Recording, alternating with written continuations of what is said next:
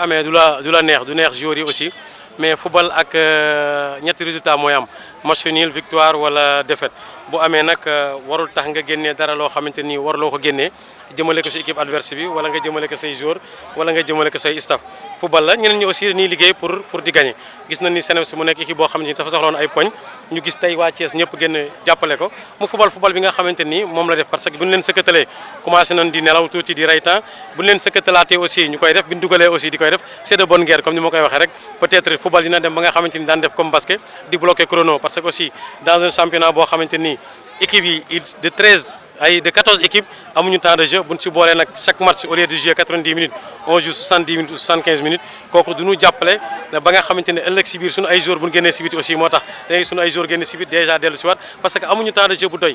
pas si ay équipe yu war a jouer championnat bu gudd mais aussi si match bi nga xamante ni moom la ñuy football à chaque fois équipe bu dugalee gis na ni muy def peut-être Jaraaf da koy def yeneen équipe da koy def je reproche rien à CNEPS si côté boobu mais loo xamante ni peut-être war nañ si mën a dellu si waat bu dee comme ni ma ko waxoon sànq si nasaraan si bilan bi ñuy def mooy gis na ni entraîneurs yi ñu ngi liggéey sur le plan tactique surtout sur le plan défensif gis na ni joueurs yi ñu ngi maîtriser les aspects défensifs mais sur l'animation offensive xëy na ñun foofu lañ dese liggéey boo xamante ni waroon ko def pour mën a def championnat boo xamante ni bii ji dina xaw bari match nul di wàññeeku. Permettez-moi de féliciter mes joueurs par rapport à la prestation, ensuite d'encourager aussi l'équipe adverse. Donc c'était un match très difficile, très engagé, athlétique surtout. On a fourni beaucoup d'efforts, donc c'était normal parce qu'on était dans une position inconfortable, comme tu l'as dit. On était avant-dernier, donc on devait faire tout notre possible pour gagner ce match. Ensuite, on jouait avec une équipe très tactique, une équipe engagée qui était en haut du tableau. Donc ils voulaient au moins gagner aujourd'hui pour être premier. Donc nous, on les a empêchés ça parce qu'on est dans une situation inconfortable. Donc on devait gagner ce match pour se relancer, pour au moins quitter cette zone rouge. Qu'est-ce qui a été la clé de ce match? Donc c'était la patience, donc on devait, c'est juste qu'on jouait avec une équipe où il y avait beaucoup de joueurs expérimentés, donc on devait faire tout pour gérer la première mi-temps et ensuite apporter du 109 en deuxième mi-temps pour les déjouer, pour marquer ce but. On l'a fait, on a marqué un but, ensuite on a pu gérer le reste. On savait que ce serait difficile parce qu'on joue avec une équipe très expérimentée, mais on a pu gérer. C'est juste qu'à chaque fois quand on doit affronter Jaraaf, nous on se situe dans des situations inconfortables. Lui aussi, il veut aller chercher une meilleure place. Donc là, à chaque fois, nous aussi, on doit faire tout notre possible pour quitter cette zone. L'année passée,